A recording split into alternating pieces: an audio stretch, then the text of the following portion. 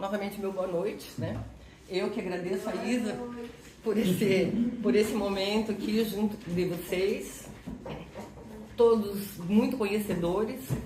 Então, eu acredito que o tema que eu trouxe essa noite, ele vai servir bastante para os irmãozinhos desencarnados que estão por aqui hoje.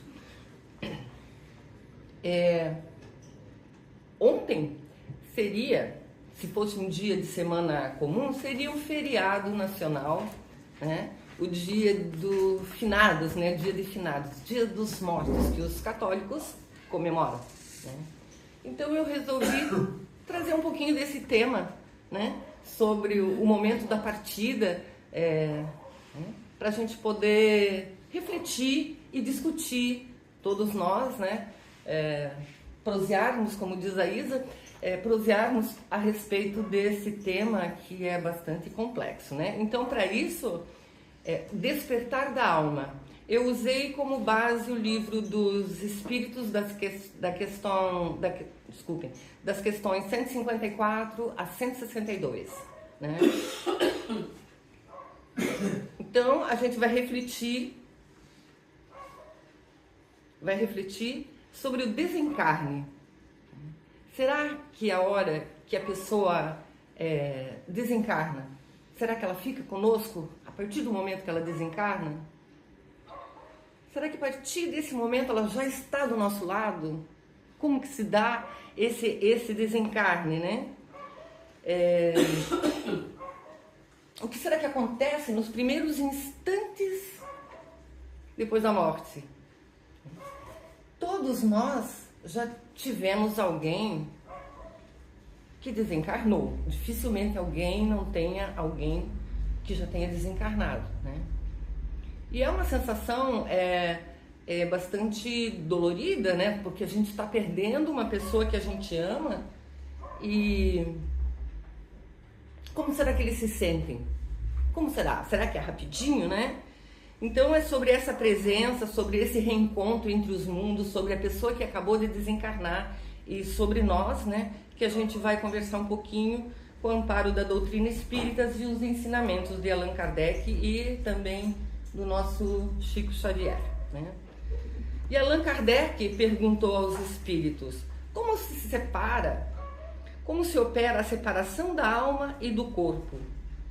E eles responderam: o laço que os une se desfaz gradualmente. A alma se desprende pouco a pouco. A separação não é dolorosa, senão para os espíritos muito apegados e ligados à matéria, claro, né? Então isso significa que a morte, ela não é uma ruptura brusca.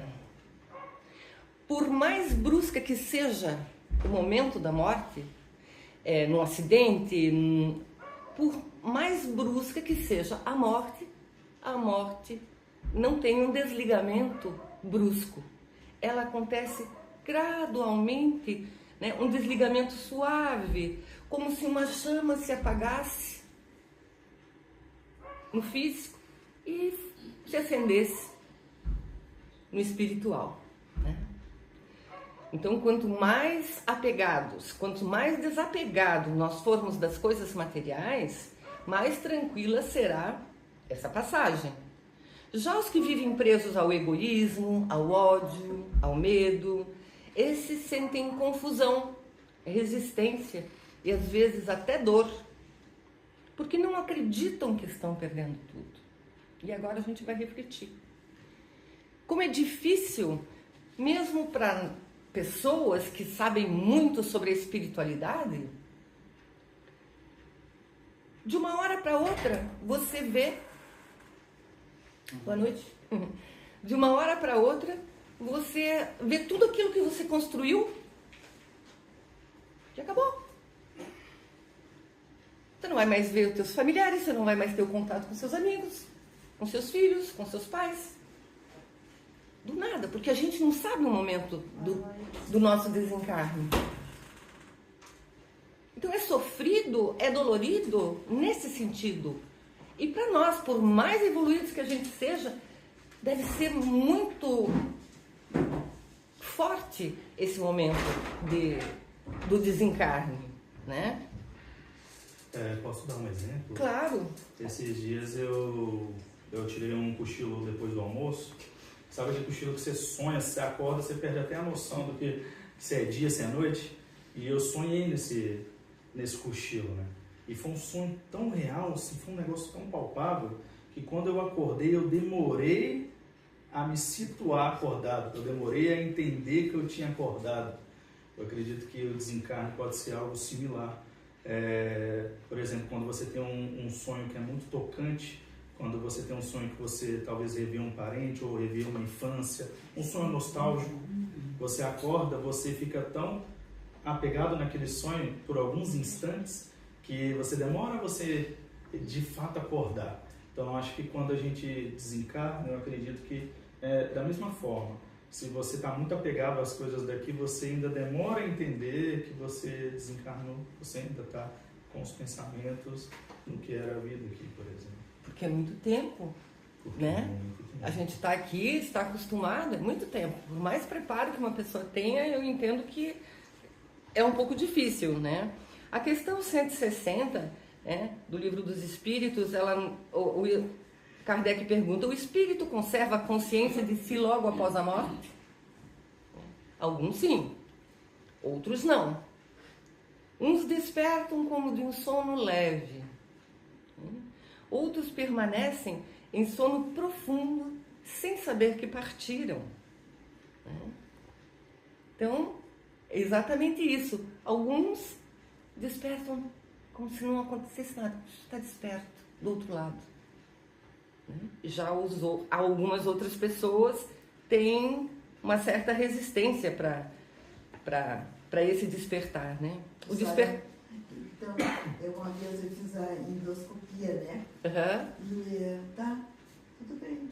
Deitei direitinho.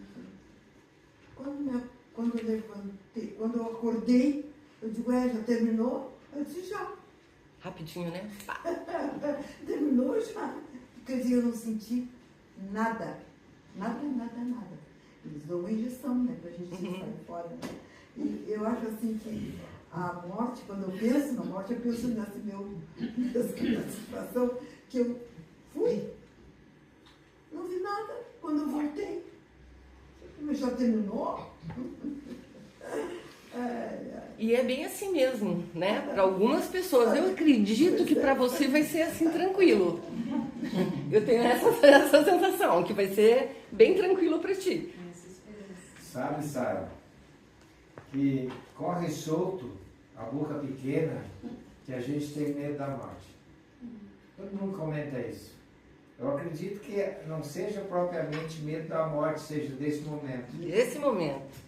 Porque a gente não sabe a elasticidade da expressão apegado à matéria. Isso mesmo. Porque o apegado à matéria, inclusive, relaciona com o sentimento que a gente tem com os nossos que ficaram. Claro, com os humanos, com os seres humanos que nós amamos. Porque a gente não tem uma noção exata do que seja apegado à matéria. Esse momento do desencarne, acho que assusta a maioria. Eu também acho. É verdade. Então, quando o despertar é espiritual, quando o coração para de bater, algo extraordinário acontece. A alma desperta. A alma desperta, né? Muitos espíritos veem o próprio corpo, tentam chamar os familiares e conversar com as pessoas, mas ninguém responde, ninguém os ouve. Outros sentem uma leveza imensa, um alívio, é a libertação do espírito sobrecarregado pela matéria. E aí vem aquela parte do evangelho que é melancolia, né? Quando a gente sente aquela melancolia, e ali no evangelho explica pra gente, né, que nós somos como balões amarradinhos a postes, né, chacoalhando ao vento. E na hora do desencarne, esse balão se solta, né? Então, essa leveza alguns espíritos sentem, principalmente os que se sentem melancólicos nesse planeta, que olham para o universo e dizem assim, puxa vida, sentem aquela... Não sei explicar para vocês, porque às vezes a gente sente mesmo, né? De olhar para tudo isso e pensar, em que momento, né? Eu queria estar voando, eu queria estar fazendo outras coisas, e esses planetas, e essas estrelas, né? E essa melancolia que me abate aqui nesse planeta. Por que dessa melancolia que muitas vezes a gente nem tem um motivo para sentir, mas sente, né? Chico Xavier psicografou o relato de espíritos que diziam: achei que estava sonhando, via meu corpo, mas eu não sentia dor. Depois eu percebi que continuava vivo, né? A consciência da pessoa desperta, né? Então essa é a primeira fase da jornada, o despertar espiritual. Para os mais apegados pode ser um momento de desespero, como a gente já conversou. Para os mais evoluídos, um instante de luz e gratidão. Porém, como diz o nosso amigo Lucas, né, nós temos confusão até quando nós acordamos de um sonho realista, nós nos sentimos confusos. Então, podemos nos sentir confusos, sim, e apegados, né, ao que nós deixamos aqui. Muitas pessoas não são materialistas no material, mas sim, né, tem o amor pela família e etc. Então, no caso, principalmente um pai, uma mãe, quando deixa uma criança pequena, nossa, é mais difícil, né? Com certeza, né? Então, o espírito desencarnado ele pode sentir frio, fome, sede, calor. Todas essas coisas elas não são físicas, mas são mentais, né? Que é o reflexo do apego e das crenças que ainda está vivo. Né?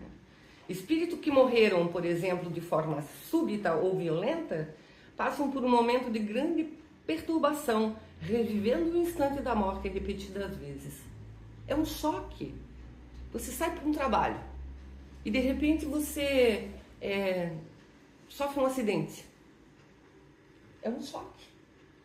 É um choque muito grande para nós. Então, por exemplo, essas mortes violentas em guerras, em lutas, onde a pessoa, por exemplo, leva um tiro, ela pode ficar vivendo esse momento por um tempo, por um grande tempo, por tempo indeterminado. Anos e anos, né? Anos e anos, mas ela fica vivendo aquele looping, daquele tiro. Até tem um filminho desses engraçados sobre o espiritismo, né? Um pouquinho de humor espírita, onde um irmão, né, que já havia desencarnado, um policial, ele corria e atirava e voltava para trás de uma árvore. E ele corria e atirava e ficava nesse looping. Até que o anjo da guarda dele apareceu, a moça que veio resgatar ele, que inclusive no passado tinha coisas para resgatar com ele e ela precisava ajudá-lo naquele momento. E ela ficava mostrando para ele que ele estava desencarnado e ele não entendia. E aí, com o passar do tempo ali, uma hora ela correu, ele falou: não chega aqui na frente, que eles vão te matar. E aí ela correu e foi para frente. E aí ele foi para proteger ela, e aí ele levou novamente o tiro. E aí ele se conscientizou de que ele tinha levado um tiro lá atrás. Nesse momento é que ele saiu daquela idioplastia, daquele looping. Outras pessoas também que ficam nessa situação são os irmãozinhos que cometem suicídio, né? Que também ficam vivendo o looping daquele momento onde eles cometeram o ato, né? Até que a assistência espiritual venha até eles. E nunca ninguém está abandonado, né? Então, em algum momento, o anjo da guarda vai interferir. E as preces dos encarnados são muito importantes. As preces Aqui no mundo espiritual, se eu ficar sem comer, a gente sente que a energia baixa, né? E se não comer, vai morrer, claro. Lá do outro lado, se eu tiver a consciência disso, né? Não, mas eu não vou comer, eu sei que eu já morri, vamos supor, mas vai baixar a energia. Baixando a energia, pode os outros me pegar, vamos supor assim, não? Bom, eu acredito assim, que se você entende que você está desencarnado e que você não precisa do alimento, Mas a mente vai pedir comida de qualquer jeito. O corpo vai pedir. Te localiza, onde é que tu tá? Onde tu tá? Te localiza. Se tu achar que tu não tá num posto de socorro, tu tá à mercê de forças espirituais isso, inferiores. com certeza. Então, eu acredito que, assim, olha, de acordo com o que eu já estudei a respeito, existem lugares na espiritualidade onde são tratadas pessoas com viciações, onde até, muitas vezes, um cigarro ou alguma coisa é proporcionado para aquela pessoa, para que ela possa se fortificar e ir aos poucos, né? Porque tem viciações que não podem ser tiradas assim, absolutamente do nada. E comer não é uma viciação, mas é uma necessidade nossa, né? Então, eu acredito que se você está ciente que você está desencarnado, né? Você não vai sentir essa falta, você não vai sentir essa necessidade de se alimentar. Sabe, Sara? Tem lições da doutrina espírita que realmente provocam em nós uma possibilidade bem grande de modificação. Essa é uma delas. Porque realmente a nossa crença comum é de que morreu, aí a gente foi uma pessoa boa, então vamos para o céu. Vamos virar santos, né? Vamos ficar bonitinhos lá. Quebra o gelo disso. E mais ainda, nos alerta da necessidade do despreendimento dos bens materiais. Acende uma luz amarela no nosso comportamento. Por isso que a gente tem medo desse momento. Porque não é verdadeiro que todos são atendidos depois do desencarne. Os livros do André Luiz são bastante pródigos em histórias que contam. Né? Eu estou me lembrando agora do instrutor Gúbio, recebeu um chamado, pedido de socorro, onde eu estava numa conferência com o André Luiz ali, né? De um avião que tinha caído. E 15 pessoas desencarnaram. Daí, quem veio pedir ajuda para ele disse assim, eu preciso de ajuda para 7. Daí o Hilário, que era um curioso, disse assim, mas como 7 se eram 15? Os outros 8 não têm merecimento de ser atendido imediatamente. Olha a história. Sim, com certeza. Olha como a gente vai sendo instruído para um comportamento adequado para receber o devido socorro na hora do desencarne. Porque não é todo mundo que recebe. Não é todo mundo que recebe, porque depende da tua vibração. Né? Depende da tua vibração. Kardec nos ensina que a dor e o desespero dos vivos podem aprisionar o espírito à terra. Também. Né?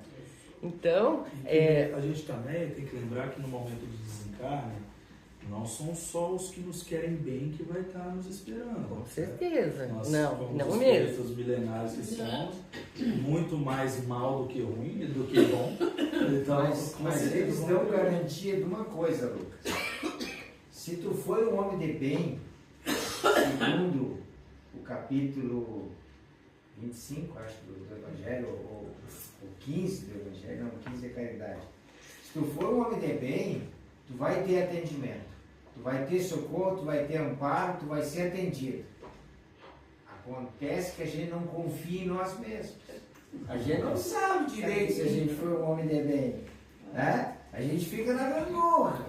Então, esse é o problema. Eu acho que essa questão, assim, o que as pessoas mais temem, na verdade, é sofrer no momento da morte. A morte, assim, quando ela acontecer, vai acontecer. A questão é o processo, né? A pessoa morrer afogada, morrer porque está sofrendo numa cama de hospital, sei lá, está sofrendo. As pessoas, acho que elas não querem ter a sensação do sofrimento. Porque o processo, quando acontecer o desligamento, vai ser de uma forma parecida um sonho. O pessoal, às vezes, nem vai ter consciência que já foi para o outro lado, né? Quando for assim, é bom, né? Então, assim, por isso que o pessoal às vezes fala assim, eu comecei a morrer dormindo, por exemplo, né? A pessoa dorme, não é garantido que vai no outro embora. dia. Vai embora. Então eles falam que até isso é como se fosse uma graça, né? Que a pessoa vai e não tem aquela sensação do sofrimento, às vezes falta de ar, está doendo, outra morre num acidente, ela ficou sofrendo antes de morrer. Eu acho que esse sofrimento é que as pessoas mais temem. Porque mesmo aqueles que acreditam numa vida após a morte, acho que o que mais teme é isso, porque quem é ateu, assim, também, mas é uma questão do sofrimento no vida após a morte, acho que é o que as pessoas mais temem, assim, né? E essa questão do apego, ela é tratada em todas as filosofias que aceitam a vida após a morte, eles colocam a mesma questão. E às vezes as pessoas, no sofrimento delas, de ficar lembrando daquela pessoa, às vezes lembrando com raiva, nem sempre é com amor, né? O cara morreu e não me pagou, aquelas coisas assim. Então, esse tipo de energia mental, que às vezes não é só uma oração, né? Deixa a pessoa agarrada nesse plano, dificulta o desligamento. E aí os livros psicografados e tal, que contam várias histórias dessas, a pessoa está lá do outro lado, e quem já participou de alguma mesa que atende os espíritos, já vê que tem espíritos que estão aí há muito tempo, nem tem noção que já estão lá do outro lado, porque não acreditavam, porque a filosofia de vida delas era outra, e ela está convivendo uma situação que para ela aquilo se tornou o cotidiano dela, né? Então, seja o looping, seja os planos que ela tiver dos lados, se tornou aquilo natural para ela, e ela nem pensa que tem uma outra possibilidade. E aí a situação, às vezes, quando vem as orações que as pessoas fazem, vem a questão do resgate. A pessoa vai lá, é resgatada para outro plano, a oração de uma pessoa que orou por ela, né? Então, assim, em várias tradições existe até o costume, quando a pessoa morre, esse período que tem para nós aqui seria do luto, né? Que tem um tempo, assim, algumas culturas respeitam, assim, vários dias até, antes de enterrar a pessoa, antes de cremar, porque tem um processo de desligamento, assim.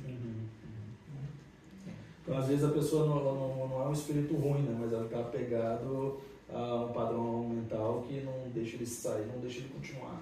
Sem contar, como eu falei, com relação às pessoas que estão aqui, os encarnados, que prendem o espírito que acabou de partir, que prendem o espírito aqui na Terra. Por exemplo, aquela pessoa, ela resolvia tudo na casa, vamos supor um marido, um chefe de família que resolvia tudo, fazia tudo, e de repente a mulher se vê sozinha, né? Sem aquela figura para resolver todas aquelas questões. E aí, em vez de ela conversar com o anjo da guarda, pedir ajuda para Jesus, Deus, fazer uma oração, ela diz: fulano, me ajuda, olha só que situação você me deixou. Por que você foi? Me deixou sozinho. E muitas vezes essas pessoas também, elas até blasfemam, porque elas ficam tão inconformadas, né, de ter perdido aquele ente querido, e agora é muito peso para elas, então elas ficam chamando a pessoa para ajudar elas. Eu vejo isso acontecer, né, com algumas pessoas, que a gente vê: o fulano partiu, nossa, eu orei para que o meu pai viesse me ajudar nesse momento. O pai vai vir num momento oportuno, quando ele estiver bem, quando ele estiver harmonizado, para ele poder amparar ou ajudar, e ele vai ter permissão para isso. Mas nos primeiros 30, 40 dias após a morte, é um período onde o espírito está fazendo todo o desligamento dele, né? Porque se dá lentamente, ele está fazendo o desligamento dele da matéria. Então ele precisa de oração. Se eu tenho um problema, eu vou dizer: meu anjo, me ajuda, dá a luz lá para fulano, para que ele possa seguir a vida, mas, né, me ajuda a resolver essa questão, coloca alguém no meu caminho que possa me amparar, me ajudar. Então as pessoas oram muitas vezes de uma forma errada, pensando que estão fazendo um bem para a pessoa, para o espírito, quando na verdade estão aprisionando aquela alma ainda aqui no nosso planeta, né, nessa orbe. Então o amor e a oração funcionam como luzes que ajudam a encontrar o caminho e a libertação. Eu disse que são 30, 40 dias após a morte, né, que o espírito faz essa libertação, mas isso daí não é um prazo arbitrário, né? Ele pode ser um pouco menos, ele pode ser um pouco mais, né? É um período simbólico e energético de adaptação e de desprendimento. Né? Nesse tempo, a alma, ela revê toda a sua vida nesse período. Como se assistisse um filme do próprio passado. Tem dois. A gente fala como você está falando, em 40 dias, 30 dias, 20 dias. Por exemplo, hoje a cremação é uma coisa normal em todos os lugares. E os pedidos é que respeitem durante 3 dias. O próprio crematório, se você for lá... São 72 horas, né? Vai lá para um lugar, fica lá aguardando os 3 dias para depois ser cremado. Essa pergunta, ela é muito frequente, sobretudo para quem sabe que a gente é espírita. Então, Emmanuel, lá no livro Consolador, é que, dando uma orientação a respeito desse assunto, sugere que pelo menos 72 horas sejam obedecidas. Sim, pelo menos. Pelo menos. Então, porque cada caso é um caso, cada deixa caso é um bem caso. claro, né? Que cada caso é um caso. Aí as pessoas dizem assim, mas aí o espírito vai sentir as chamas? Vai sentir as chamas e ele não está sendo queimado, mas vai sentir. Se ele estiver preso ao corpo, como vai ser enterrado vivo se for numa situação... O que também não é muito agradável, o que também né? não é muito agradável. Né? Pelo menos eu penso que a cremação é... né? Melhor, tá doido. Mas o Chico, né, complementando... Sim, eu me lembro disso. Essa história do irmão, o Chico disse que conheceu espíritos que passaram por isso aí, Sentiram, né? E que tiveram sérios problemas para se recuperar lá no plano espiritual deste momento da sensação da queimação, da cremação. A gente acaba assustando. Mas se tu é uma pessoa que tem pânico, fica louco para enterrar. Mas também se a pessoa for muito apegada e ficar vendo se decompor, né? Bom, eu quero ser cremada, né? Sentindo os vermes. Uma coisa pessoal. Que tudo isso é muito... Entre os tibetanos lá, o costume deles, são 40 e poucos dias que eles ficam orando ao lado do corpo, todo mundo ora por vários dias. Então são vários dias que vai orando, e nesse período de quase 40, se não me engano, são 49 dias, em algum momento ele vai ser cremado. Aí eles fazem um cálculo lá. Mas assim, nesse período eles ficam recitando o famoso bardo da morte, né, do livro dos mortos lá, que vai conversando com ele. Irmão, não sei o que, lembre-se e tal. Olha, eles vão descrevendo mais ou menos o que ele pode estar vendo do outro lado, que eles falam que cada elemento que se formou nesse corpo, a água, a terra, o ar e tal, eles têm uma ordem de desligamento, e isso causa lá no plano espiritual, isso não do espiritismo, né, estou falando da cultura deles, né? E aí vai dando visões do outro lado, eles vão explicando, você pode estar tendo visões assim, meio Olha que legal, né? Vai descrevendo as possíveis visões que ele vai ter, mas sempre relembrando ele. Lembre-se do seu treinamento, lembre-se que você ora, lembra da sua... Sempre lembrando a pessoa, porque eles falam que durante o tempo ele vai ouvir aí. Claro que sim, né? Porque... E olha a egrégora energética que se forma em torno dessas orações e desses mantras.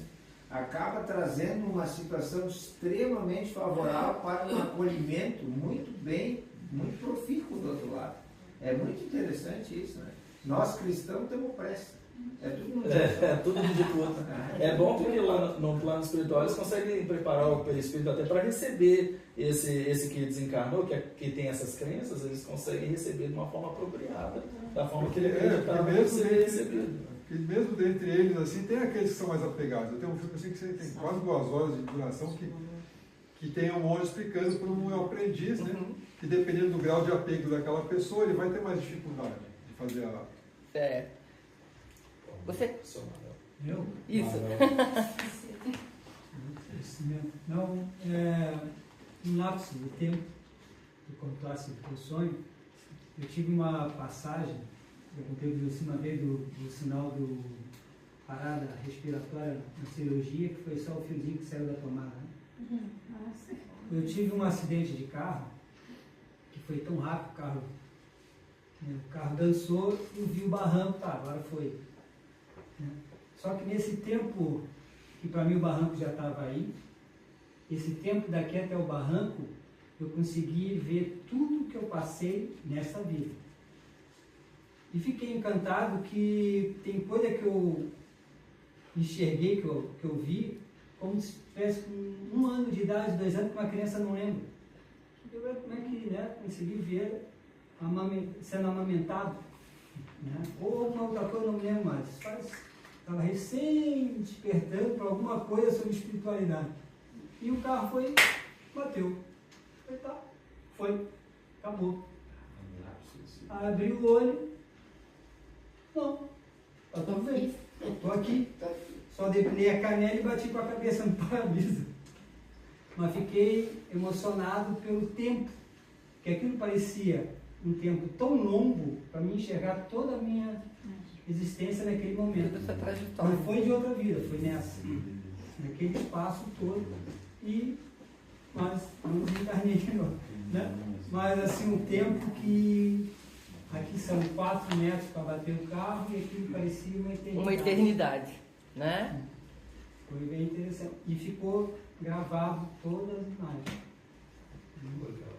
Kardec diz que isso é uma revisão da vida, revisão de vida.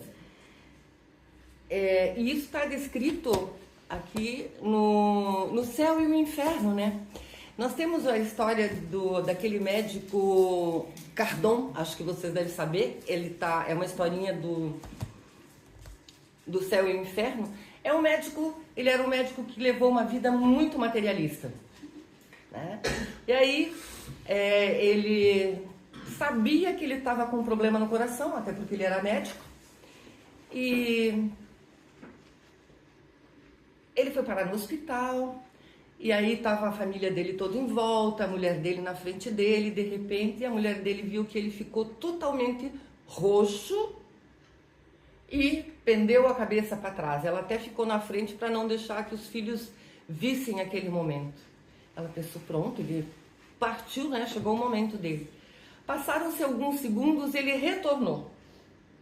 Quando ele retornou, então ele contou para todo mundo, ele falou, meus filhos, pratiquem a caridade.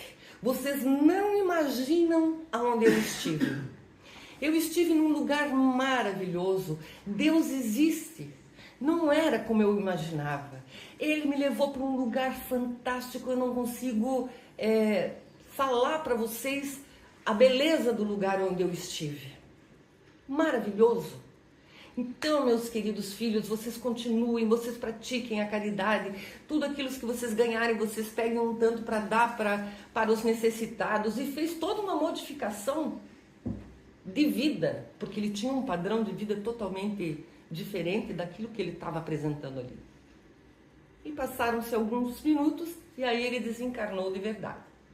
E aí, então, né, essa historinha daqui, eles chamaram, eles vamos ver como é que ele está. Né? Logo em seguida fizeram um trabalho mediúnico e chamaram, né? Chamaram o Dr. Cardon, né? Venha conversar conosco, o senhor está presente, como é que está, né? E ele respondeu, eu estou aqui. Você está bem? Né? Como você está? A tudo aquilo que você falou para os seus filhos, para a sua família, você está nesse lugar maravilhoso? Ele falou, não. Aquilo foi só uma amostra que Deus me deu para eu poder passar uma mensagem para os meus filhos.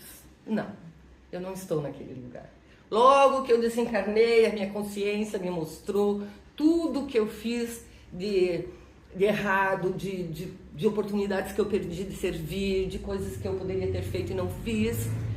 E eu estou tentando agora, né, através de muito estudo, muito esforço, sair do lugar onde eu estou. Mas ele estava numa região umbralina e adoraria estar onde ele viu naquele primeiro momento da morte, né? Então essa é uma revisão de vida que passa para todos nós. Kardec nos diz que, né, que é como se assistisse um filme do passado, né? O espírito não apenas vê, mas sente o que fez aos outros.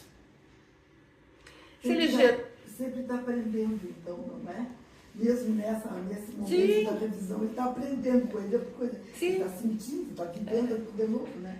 Se ele gerou amor, ele vai sentir o calor do amor. Se ele gerou a dor, ele vai sentir a dor que ele causou, né? Então, Preparação para reencarnar de novo. sim, alguns espíritos aceitam essa revisão de vida com serenidade e arrependimento, e já começam a pensar no futuro e pensam, né, como que eu vou fazer, e quero ir para um lugar para que eu possa aprender a me melhorar. Já outros tentam fugir, né, negando a própria verdade. Isso é a rigidez, mas nós somos assim. E daí nós não vamos só porque desencarnamos nos transformar em lindos, fofos e santinhos, né? Nós vamos continuar sendo quem nós somos. E aí uma pessoa que tem uma rigidez muito grande de dizer assim, não, esse livro aqui, eu estou vendo aqui, eu quero que seja assim, mas daí você diz, eu estou vendo uma outra coisa nesse livro. E ele não é capaz de poder virar para poder ver, então essa pessoa normalmente ela tem uma rigidez. É aquilo que ela pensa, é aquilo que ela quer e ela não muda de opinião. E muitos de nós somos assim no nosso dia a dia. Nós não aceitamos. E aí a pessoa olha para trás, não, eu fiz isso. Está errado? Ah, mas a pessoa fez isso, aquilo e outro, né? Então, ok. Eu não estou errado, eu fiz, está certo. Então, depende da resistência de cada um e da rigidez de cada um, que não tem muitas vezes a capacidade de aceitar que seja diferente, que as coisas sejam diferentes, né? Mas nenhum espírito está abandonado. Há sempre mentores e amigos espirituais prontos para ajudar. Sim, porém, o espírito precisa querer ser ajudado, né? Como diz o nosso amigo ali, que ele disse que, não, nós vamos só ajudar 7, os outros 8 estão sem merecimento, né? Agora, se os outros 8 eles entenderem que precisam de ajuda e solicitarem, eles vão ser ajudados também. Sim, né? Mas o arrependimento, ele tem que ser genuíno. É que o merecimento entra nessa parte também. Isso, né? E a espiritualidade, ela sabe quando é genuíno ou não, né? Esse nosso arrependimento. Isso é... Lato senso, quer dizer, geralmente, ocorrendo o desencarne, tem uma equipe espiritual para atender o desencarnante, lato senso, né? Mas daí tem as nuances, né? Tem cada Tudo caso depende. é um caso, né? E às vezes é necessário que o desencarnante passe, devido ao peso vibratório dele, passe por um momento de descarga disso, que a gente sabe onde é que é feito, né? Então, a maioria de nós está propenso a fazer essa descarga naquela região de pouco sol, né? Não é? Não vamos nem dizer o nome para não atrair, né? Não, imagina, né? Tem naquele livro Memória de um Suicida, né? Ele passa as caravanas lá para ajudar, e muitos veem a caravana vindo, mas eles ainda não são ajudados porque, né?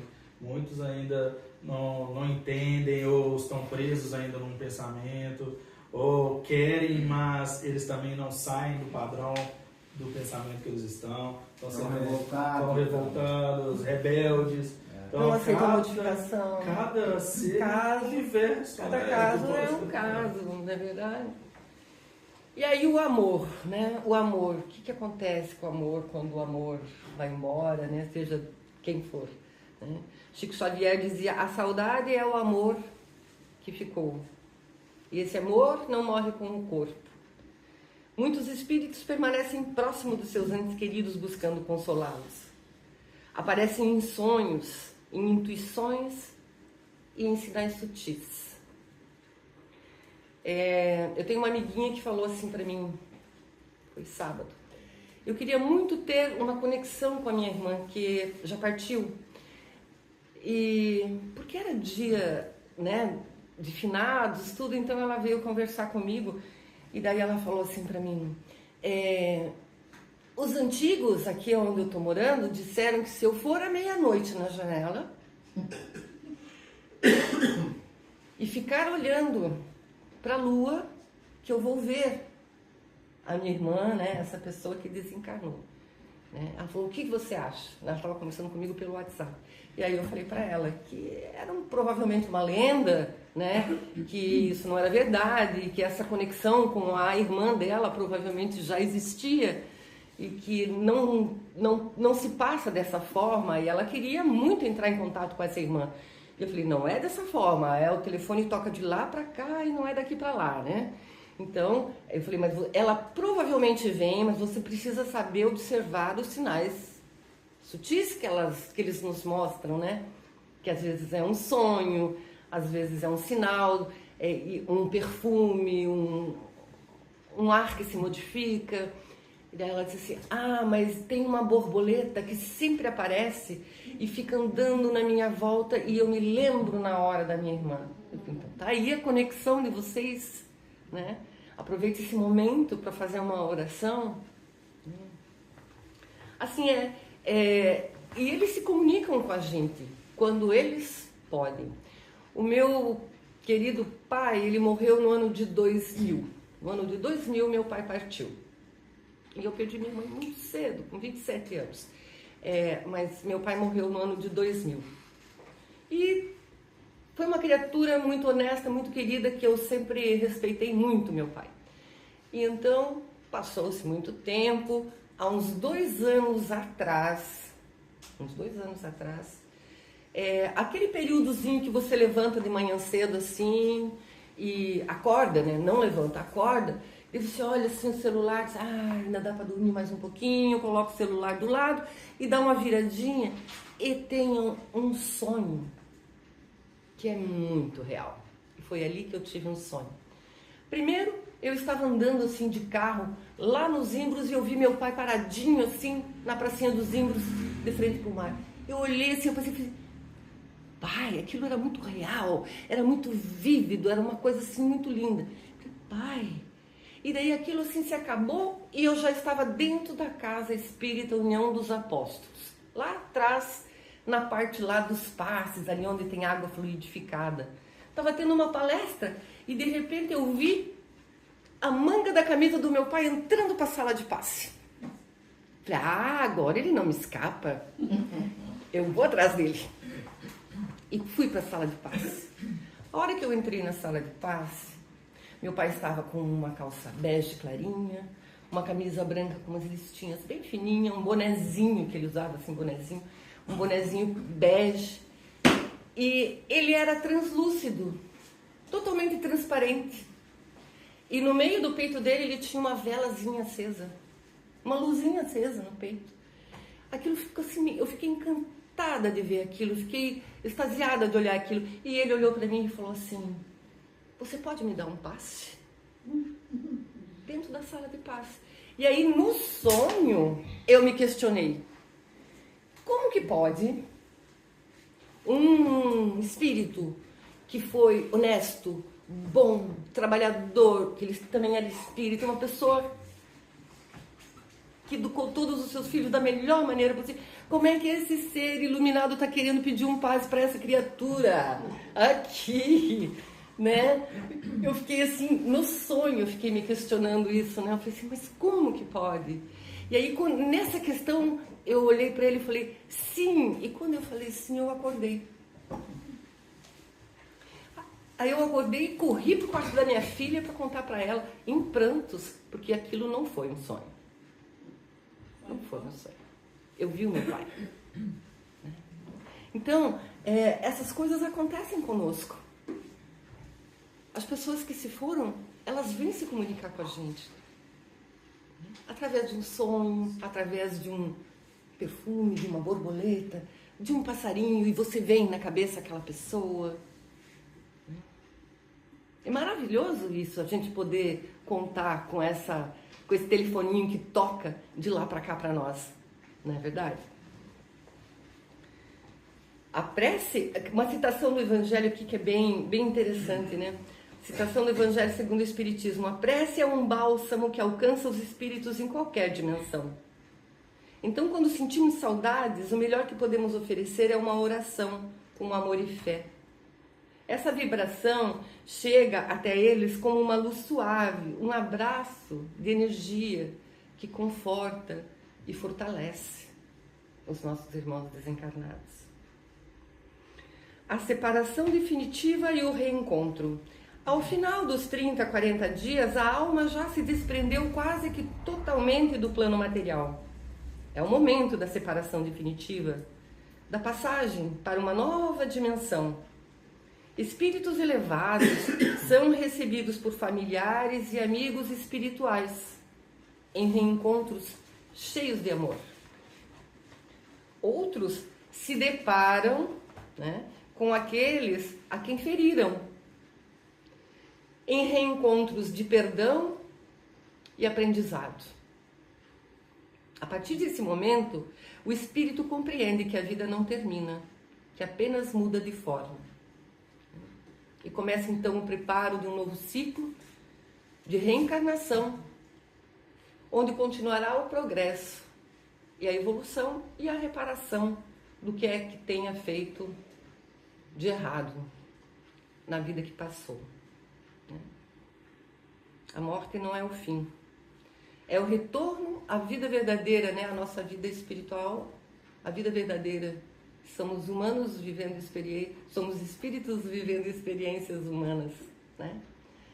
Sabe-se Deus se a gente vai encarnar na próxima aqui nesse planeta ou em alguma outra morada da casa do Pai, não é verdade? Milho 5. Como? Milho 5. Milho 5.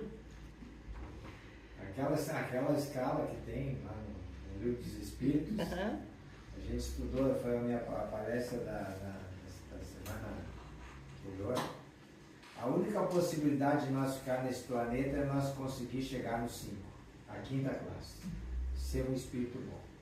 Se nós não conseguirmos ser um espírito bom, nós não vamos ficar nesse planeta. Daí a gente pode se debruçar sobre o que é o 10, o que é o 9, o que é o 8, o que é o 7, o que é o 6, porque o 4, o 3 e o 2 a gente não vai conseguir chegar. Tá fora da nossa... É a única coisa que nós temos possibilidade e que está ao alcance de nós é expandir o nosso coração e ser uma pessoa boa. Senão a gente não fica. É verdade. Sabe? Então, pode falar, Sofia.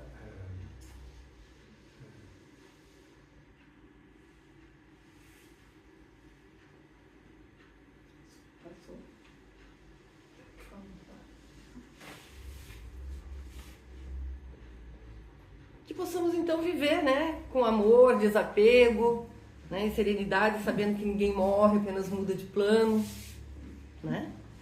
Eu tenho uma pergunta. O espírito ali, o encarnado, está ali desencarnado, tem uma equipe espiritual trabalhando ali no desencarne dele, correto? E quando é um irmão, um espírito assim, carregado, que não, digamos um espírito mau, que tem aquela equipe dos bichinhos que vem buscar eles, o desencarne ali, o desligamento é a mesma coisa? É a mesma coisa. Não tem diferença. Só vai mudar o lugar. Só vai mudar o lugar para onde ele vai refletir. E quem que vai receber ele primeiro, né? É. Mas o anjo da guarda, né, de todos nós, sempre está acompanhando. Tanto que há um limite, até para quem quer nos fazer mal, digamos assim, até um limite para que essa ação desses irmãos que estão menos avançados, com menos entendimento, até onde eles podem ir a nos atingir também. Então, até quando a gente desencarna, que tem esses irmãos que estão ainda em débito e nós com ele, a gente não conseguiu ainda um acordo, eles têm um limite também até onde eles podem ir. Então, o nosso anjo da guarda está com a gente o tempo todo. O desencarne no hospital é interessante, eu vi um relato, não me lembro de quem, que no hospital, geralmente, quando a gente desencarna, já tem uma equipe de profissionais já com roupa branca e tudo, e que a pessoa até demora a entender que desencarnou porque ela simplesmente levanta da maca e está com outro profissional da saúde. Então ele sai andando pelo hospital, ele acha que ainda está encarnado andando no hospital, e aí vai tendo uma conversa com com esse amigo espiritual. Então cada caso, né, é um Cada caso, caso é um né? caso. Aí vai se preparando. Dizem que antes de desencarnar, alguns minutos antes, algumas horas antes, quem está para desencarnar dizem que sente também, né? Tem vários relatos, tem de melhora. Tem um caso que o pai de um conhecido estava para desencarnar e estava entubado, em coma há um tempo, e esse filho estava fazendo a visita à noite, estava à noite perto, né, da maca, e aí que o pai já não respondia há muito tempo, e que ele sentou, o pai dele sentou na maca, e eu olhei pro filho dele e falou: meu filho, senta aqui. Aí o filho sentou e falou: o que foi, pai? Assustado, tinha um tempo que ele não se pronunciava. E aí ele pegou na mão do filho e falou assim: você me fez um homem muito feliz. E aí eles ficaram naquele momento ali, um olhando pro outro. No outro dia ele desencarnou. Então tem alguns momentos assim que acontecem. A melhora também tem explicação. Sim. Sabe a explicação, né, Sara? Sim, para que a família também consiga liberar aquele espírito que eles estão prendendo ali, né? Então a pessoa, eles dão aquela melhorada no corpo. Sim. Que está quase desencarnando. E é muito comum, né? A pessoa dá uma melhorada. Dá, sim. Até dentro do hospital. Aí os encarnados relaxam, né? Isso. Casa, e aí eles conseguem retirar sem...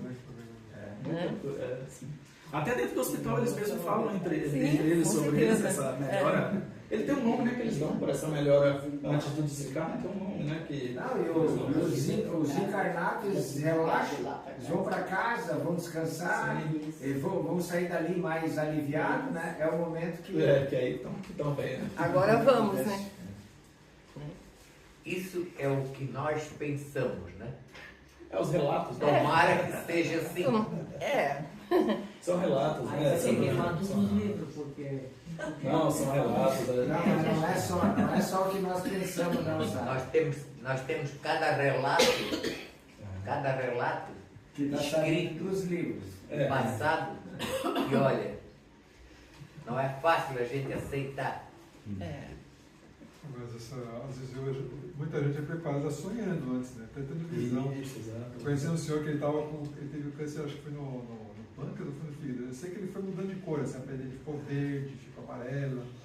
Ele estava no hospital, nossa.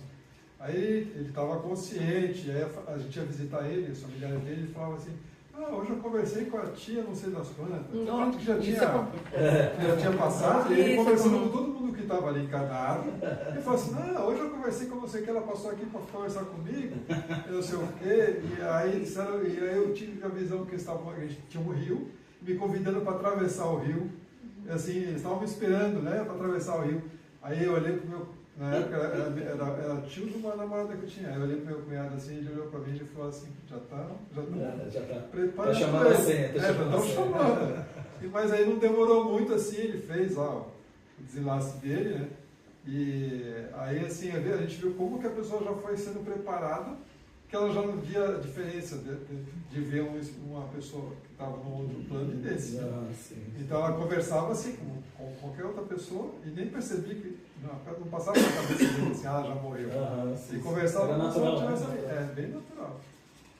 A minha sogra estava no hospital, assim, foi praticamente o último dia, e a gente foi lá visitar ela. Ela não conhecia mais a gente, não reconhecia mais ninguém. Mas aí ela disse: a minha irmã já veio aqui, a fulana, menos o Paulo. O Paulo era o marido dela. Eu não tinha conhecimento nenhum da doutrina espírita, mas fui intuída a dizer para ela que ele estava fazendo outra coisa, que na hora ele não podia vir ali, mas na hora certa ele vinha. E no outro dia ela desencarnou, não sei se foi ele que veio buscar, mas da onde que eu tirei que ele estava fazendo outra coisa? Não, só pode ser que foi isso, né? Já era desencarnado, já? Isa, lembra não tinha conhecimento nenhum da doutrina espírita, não frequentava. Lembra do seu Arno? Uhum. O seu Arno ainda está aqui conosco. Eu e a Rose e a Isa fomos fazer um atendimento lá, fomos visitar o Arno. Tomamos um sustão, né? Que o Arno sentou com nós e disse assim: eu estou indo. Eu estou indo, e começou a contar a história, porque ele teve no hospital e passou. Tá, mas se eu pensar que ele escreveu, fez um relatório, escreveu e distribuiu para o pessoal lá do curso, né? Não. Foi. Ele escreveu, eu estou indo. Eu disse, não, mas o senhor não está indo, a gente queria animar ele, não, estou indo. Eu estou indo. Estava animado, inclusive. Estava até animado, mas faz uns 90 dias, não foi ainda. Não. Foi a pé. Saindo a pé, demorando. Tudo tem sua hora. Alguém mais gostaria de falar alguma coisa? Essa relação do pai, quando nós estávamos recém começando a ter um conhecimento, meu pai era militar e era muito severo em parte, né? E quando eu casei, eu pensei que ia ganhar uma geladeira. Coronel vai me dar uma geladeira. Me deu o Evangelho segundo o Espiritismo. Eu falei, esse cara me deu. Me dá uma geladeira. Eu troco isso aqui por uma geladeira, será? O Evangelho. Né? E sempre comentou, quando eu morrer, não chorem por mim, não sei o quê. Mas mudou o padrão do que ele era pro que a gente está. Vamos levando com ele. E não deu isso aí, não deu 3 anos, ele faleceu, em 87. Nós conhecemos um senhor lá que ele dizia, não, ó, vai morrer não sei quantos na cidade hoje. Olha o que está passando na rua. A gente olhava na rua, não estou vendo nada, estou vendo carro. Passou uma nuvem assim, à noite morreu 5 atletas nossos. Aí nós começamos vamos lá conversar com o seu né, o capitão. É um perigo, eu ia querer passar longe. E aí ele falou, não, porque... Aí ele começou a falar sobre a espiritualidade e ela tinha ido morar comigo de novo, que a gente se tinha separado profissionalmente, não o emocional. E foi 2 dias depois do enterro do meu pai. Então, levantei, fui na cozinha, não tinha nada de casa, a gente não tinha nada.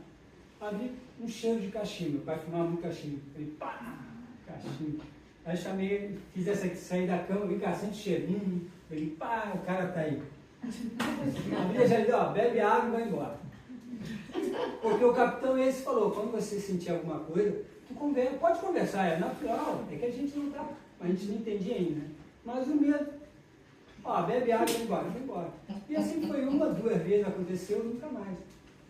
E hoje, depois de 87 para cá, com quase 30 anos, nós trabalhamos numa casa lá em Santa Vitória com umbandes e kardecismo junto, né? Com a espiritualidade, a gente trabalha entre 3 membros, vamos atender ela com 3 médicos, né? Em pé, conversando, e vem as intuições de cada um e a gente trabalha com a pessoa, obsessão ou não. E me veio um rapaz para me atender, eu estava com meu guia, que é um preto velho, ou um franciscano, e me veio a imagem, ajoelha o cara e pede perdão. Como é que eu vou dizer para o cara? Ajoelha aí e pede perdão, abre os braços e pede perdão. Não tinha. A gente vai conversando e vai trocando, e um vai benzendo, o outro vai... E 1 hora de atendimento com o guri, e eu já chorando, já sabia que o Lucas chora, então trouxe o Lucas para vir conversar e chorar junto para o cara amolecer. A gente faz um trabalho todo para atender o rapaz, para ele entender por que ele chegou ali. E nada. Eu, já chorei, o outro já chorou, a menina chorou, e o cara nada de ajoelhar. Falei, então tá, tu tem que saber perdoar. Essa é a questão. Aí quando eu vou sair, vamos dizer assim, o número 1 da casa, o cabeça da casa, né, passa por mim, atende o rapaz. 1 hora, já estamos, né? Já não tem mais. Pode começar de novo que é para atender ele. O que eu vou fazer? Cara, ajoelha. Já estava bravo, ajoelha. Aí ajoelhou, abre o braço. Aí eu tive que ajoelhar para poder conversar com ele, né? Com o rapaz. E estamos conversando, e não sei o que, perdão, não sei o que, papá. Só que quando eu olho para ele, é o meu pai. Teu pai estava fazendo ordem militar. E só que eu tive que perdoar para que meu pai pudesse dar seguimento. Ele estava ali. Eu pirei. Na hora eu pirei, chamei ela, chamei outra conhecida que um ano anterior eu tinha visto o pai dela lá no centro também. Eu fiquei, pá, meu pai, abraçava o cara e chorava e o cara lá. Tá, cara, tudo que é perdoado, perdoa, eu vou perdoar. Né? Foi um troço assim bem louco. Bem louco, bem louco. Só que no final ele falou, olha, eu vou estar na tua passagem. Então, de lá pra cá até hoje eu procuro não sonhar muito para não encontrar com ele. Com certeza. Você vê ele no sonho e sai correndo. É justo, né? Mesmo sabendo que a gente tem todo esse processo de passagem. É justo. O pai dele no sonho. Mas realmente é uma... E aqui na mesa de trabalho mediúnica, tive a comprovação também, uma outra médium, que mostrou, ó, teve um cara assim. Ah, meu pai. Não, volta, esperando eu vou. Tá perto. Já tá chegando, já veio aqui no centro. Tá sabendo, né? Já te achou. Vamos pro Nordeste agora.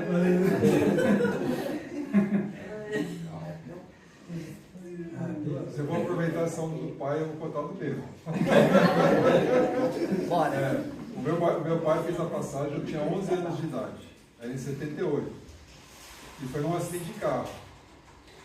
Aí, não era de sonhar com ninguém conhecido, nada assim, passou muitos anos, assim, lá nos anos 90, que eu já estava dentro do meio que aceita a vida após a morte, já tinha passado pelo espiritismo, estava praticamente meditação, não sei o quê. Aí eu tive um sonho com meu pai, eu mostrava ele em todos os lugares, levava ele nas casas onde ele tinha morado e falava, tá vendo aqui, ninguém mais está morando aqui. Eu fui levando ele em vários lugares e estava conversando com ele, dizendo para ele que ele já estava do outro lado. Aí eu sonhei, tinha aquele sonho bem vívido assim e tal. Aí acordei com aquela sensação, eu estava encaminhando meu pai, eu pensei assim comigo. De alguma forma eu estava encaminhando, que ele era muito católico, aquela coisa assim. Aí passou anos assim, né? Passou anos, nunca mais sonhei com parente, com nada. Aí eu estava na Bahia anos atrás, assim, uns 2 anos atrás, estava na Bahia, Eu estava lá na Bahia, e aí eu estava frequentando um centro espírita e uma casa de umbanda.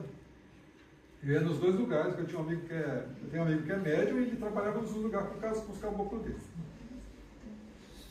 Aí você entra lá, é atendido assim numa sala com vários médios assim, você senta numa cadeira lá, nessa casa espiritual. E aí você não escolhe quem vai estar te atendendo nem nada, você senta na cadeira e quem está te atrás, né? Aí eu tive uma emoção muito forte assim, né? E tal, eu comecei a chorar assim de alegria. Aí o médico também falou assim para ele, rapaz, assim, é teu pai que está aqui do teu lado, por isso que está desse jeito, eu também estou assim, me sentindo, né? Aí ele veio falando, né? Porque ele teve que partir mais cedo, foi uma obrigação dele. Aquele acidente não é um acidente. Então ele falou assim, eu tive que ir mais cedo e tal, não sei o que, mas eu sempre fiquei lá olhando por vocês, não sei o que, e aquilo vinha assim, aquela emoção, aquela coisa toda. Aí ele falou, agora você tem que voltar lá para cuidar da tua mãe. Eu já falei isso para ele. Eu estava lá, eu podia continuar fazendo lá, mas eu tive a possibilidade de poder fazer a distância e vir para cá. Né? E aí eu tive esse no centro espírita. Eu fui na casa que manda lá, mesma coisa. Tem uma hora que tem atendimento, assim, tipo umas 20 pessoas atendendo, que é um lugar bem grande, assim. Aí também tá, eu vou lá ser atendido, a mesma coisa. Chego lá, sou atendido por um caboclo, uma pessoa que não me conhecia nem nada, chega lá e fala a mesma coisa, veio aquela mesma sensação. Aí o médico também ficou todo tocado, assim, sentindo a mesma coisa, começou a chorar junto, assim, tal, não sei o que, aquela hora que falou assim, teu pai te ama muito, não sei o que, ele tá aqui conversando, e repetiu a mesma mensagem, em 2 lugares diferentes, 2 pessoas totalmente que nos conheciam, e falou assim, agora você vai lá, né? Agora você vai lá cuidar da tua mãe. Aí também vai. Então, Sempre assim, essas experiências são... É bem tocante, né? É tocante, emocionante, mexe com a gente, né? É muito real, né? E a gente sabe que não é só um sonho quando isso acontece. A gente sabe disso. Sara, Eu não tenho, particularmente, eu não tenho medo de morrer. Eu sei que eu vou morrer e estou tranquilo. Aí tem duas situações que eu não gostaria de passar. Eu acho que todos que estão aqui também não gostariam. Uma é ser enterrado vivo. Já pensou?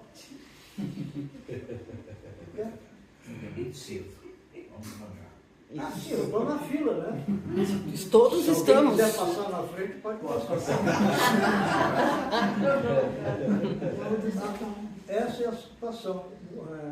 Eu até já fiz um pensamento, né? Pô, se eu morrer vivo, como é que vai ser? Morrer vivo. Não tem outro jeito de você morrer se não estiver vivo. Se eu morrer e me acordar dentro de um caixão, por exemplo. Se o caixão está fechado, eu vou bater, né? Estou vivo ainda. Agora, se eu já estou enterrado, aí não tem volta. Isso não vai acontecer. Aí vai faltar ar mesmo, aí eu vou morrer igual. Essa é uma situação. A outra situação é para ir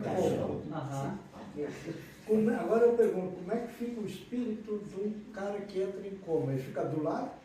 Ei, quando é que vai te acordar?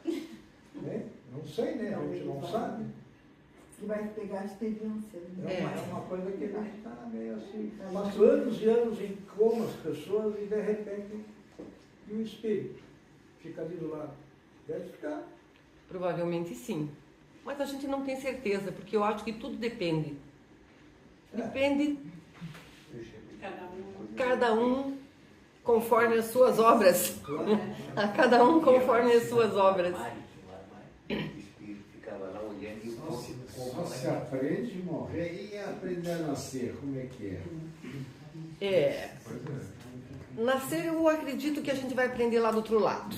Vamos aguardar a gente chegar lá, para eles darem uma boa, né, ensinada na gente de como é que vai ser nascer de novo. Eu acredito até que deva doer um pouco mais para nascer do que para morrer. Tudo certo? Mas eu acredito, Sara, que tenho certeza, quer dizer, que em qualquer situação, seja vamos colocar assim, numa situação bem séria, de espíritos bem atrasados, bastante dificuldades, não é? De personalidade, bandidos, assim, dessa Sim. Dessa natureza. Um espírito inferior. Acredito sempre que Deus, né, ele é filho. Sim. Então, nunca, nós pertencemos a ele, né? Nunca ele desampara. Nunca. Seja em qualquer situação que ele vá para tal lugar, ou tal lugar, está sofrendo assim, está sofrendo muito, interessa, né? É pai. Ele sempre, a visão da gente que o espírito ele é recebido de uma forma ou de outra, de uma proteção do caso, a gente sempre pensa de uma forma, né? Mas pensando bem mesmo, pai é pai. É pai. Né? Ele nunca vai nos desamparar. E Deus ama a todos nós. Seja independente de tudo que é criação, é dele, pertence a ele e ele ama. Pode ser desde um verme até um ser humano iluminado, né? Um ser de luz. Por isso que a gente precisa ficar descansado, entre aspas, né? Embora a gente tem que procurar sempre melhorar, né? Mas é um descanso, isso é uma grande bênção, né? Que Deus nos deu essa forma de entendê-lo. Graças ao nosso Mestre Jesus, que veio para nos ensinar, né? Para nos esclarecer, para abrir os nossos caminhos, né? Então...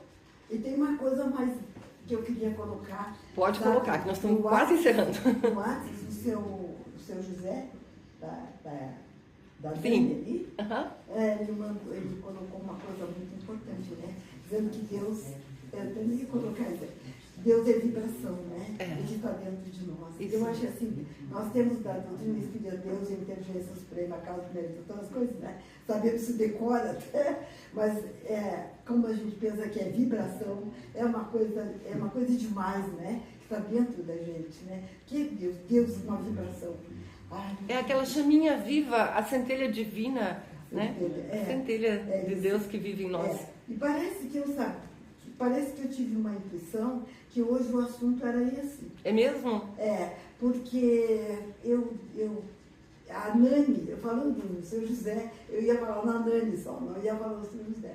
Mas agora estão ali juntinhos os dois, né? A Nani passou um WhatsApp também para mim, para nós, e eu achei interessante. E eu, antes de eu sair, eu escrevi. Eu botei dentro do meu bolso aqui. E agora eu vou trazer aqui. Então leia para nós, por favor. Talvez tu tenha recebido também, porque eu achei tão lindo que eu passei para algumas pessoas, né? Então ela escreveu assim pra gente, a Nani, né, passando. Um dia a saudade deixa de ser dor e vira história para contar e guardar para sempre. Isso mesmo. Algumas pessoas são, sim, eternas dentro da gente. O autor é desconhecido. Eu achei muito legal. Muito lindo. Obrigada por compartilhar. Né? Então vamos elevar o nosso pensamento, né, para fazermos a nossa oração de encerramento, né? Agradecendo a bênção da vida, o consolo da doutrina espírita e o que ela nos oferece, que possamos vibrar luz e amor por todos que já partiram, para que encontrem paz, compreensão e esperança, e que nós, ainda encarnados, aprendamos a valorizar cada dia, cada gesto, cada palavra, como sementes que levamos conosco para toda a eternidade. E que a gente possa sempre lembrar do nosso Mestre Jesus,